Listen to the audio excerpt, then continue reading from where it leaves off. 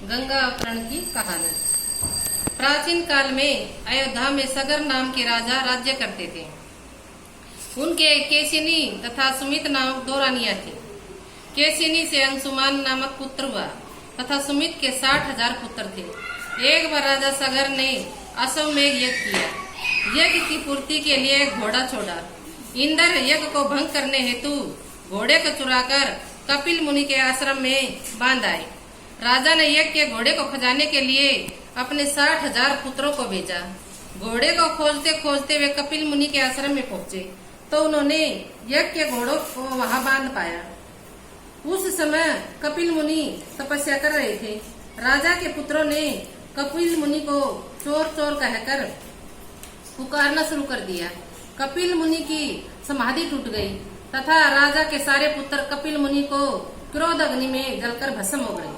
अंशुमान पिता की आज्ञा पाकर अपने भाइयों को खोजता हुआ जब मुनि के आश्रम में पहुंचा तो महात्मा गरुड़ ने उसके भाइयों को भस्म होने का सारा वृतांत कह सुनाया। गरुड़ जी ने अंशुमान को यह भी बताया कि यदि इनकी मुक्ति चाहते हो तो गंगा जी को स्वर्ग से धरती पर लाना होगा। इस समय अशव को ले जाकर अपने पिता के यज्ञ को पूर्ण कराओ। इसके बाद गंगा जी को पृथ्वी पर लाने का कार्य करना। अंशुमान ने घोड़े सहित यज्ञ मंडप में पहुंचकर राजा सगर से सब वृतांत कह सुनाया।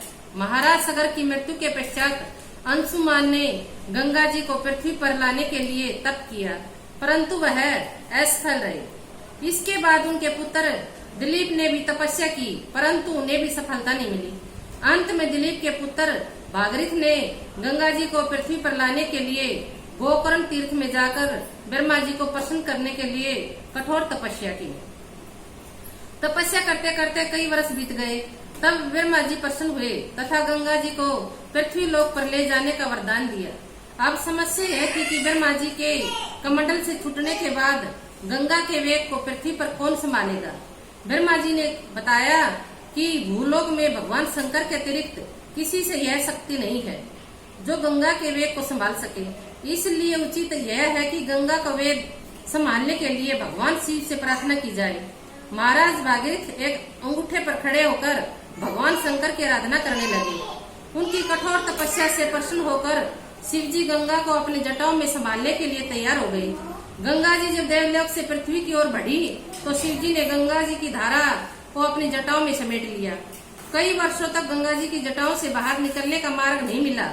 भागीरथ के पुनः अनुरोध विनय करने पर शिव जी गंगा को अपनी जटाओं से मुक्त करने के लिए तैयार हुए। इस प्रकार शिव को जटाओं से छुटकर गंगा जी हिमालय की घाटियों से कलकल निनाद करके मैदान की ओर बढ़ी। जिस रास्ते से गंगा जी जा रही थी उसी मार्ग से ऋषि जुहुन का आश्रम था। तपस्या में विघ्न समझकर वे गंगा जी को पी गए। भागीरथ के प्रार्थना करने पर उन्हें पुनः जान से निकाल दिया।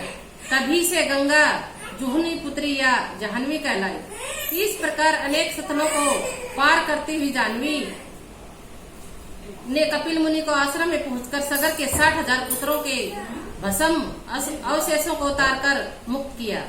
उसी समय ब्रह्मा जी ने प्रकट होकर भागीरथ के कठिन तप तथा सगर के 60,000 पुत्रों के अमर होने का वर दिया तथा घोषित किया कि तुम्हारे नाम पर गंगा जी का नाम भागीरथ ही होगा। अब तुम जाकर अयोध्या का राज संभालो। ऐसा कहकर ब्रह्मा जी अंतर्ध्यान हो गए।